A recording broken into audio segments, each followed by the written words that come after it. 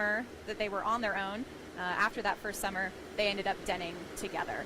But it would seem to be a rare case, if ever documented. When bears like these brown bears are ready to go into hibernation, maybe about a month and a half or 2 months from now, they'll start to head up the mountains that are perhaps around the Brooks River. There was a collaring study that was done in the 1970s, which indicated that bears who use the Brooks River went to the mountains that are close by, including Dumpling Mountain. Ooh, sounds!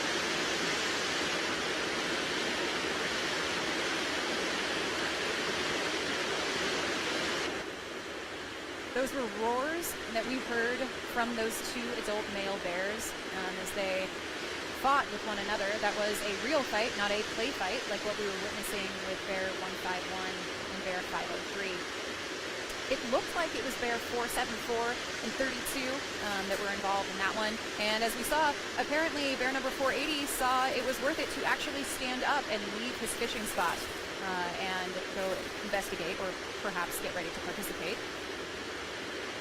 In that window of opportunity, this other adult male bear, possibly bear number 68, has taken that spot from 480 Otis.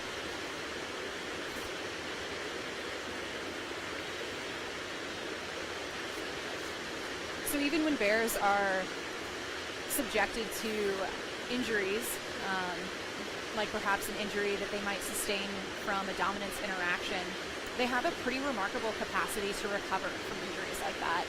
There are some bears that we'll see along the river here that show up with open wounds or really severe limps. There was an adult male that we saw earlier this year who was placing no weight on his back right leg. Bears are capable of recovering from such injuries. They're remarkably resilient creatures. So even with something like that, if they can make it through and still get enough food to survive the winter, they might return again the next spring healed, or at least healed enough that they can give it another go as they try to make it one more year.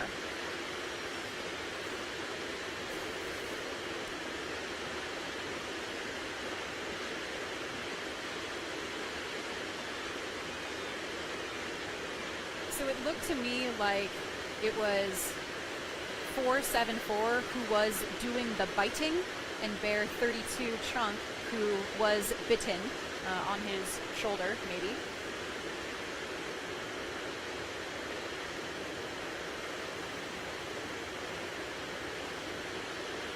And there are occasionally times where when bears engage in these dominance interaction, it can be difficult to tell exactly who is the winner and who is the loser, I suppose. Occasionally, it is the bear who walks away first that has asserted himself as the more dominant bear. Perhaps it's a display showing that he feels comfortable enough or secure enough in his dominance to turn his back on that other bear or to walk away. And the dominance hierarchy can be an ever-shifting beast out here along the Brooks River. This summer we saw a bit of a shakeup.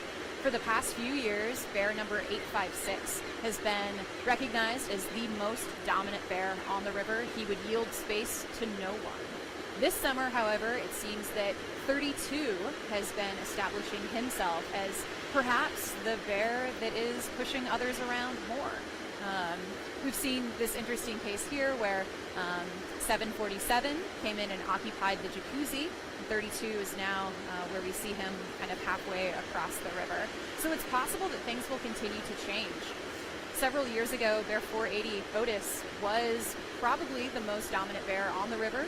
He's aged a bit now. He's in his early 20s, missing a couple of canine teeth, but still, as you can see from his size, perfectly capable of eating enough salmon to survive.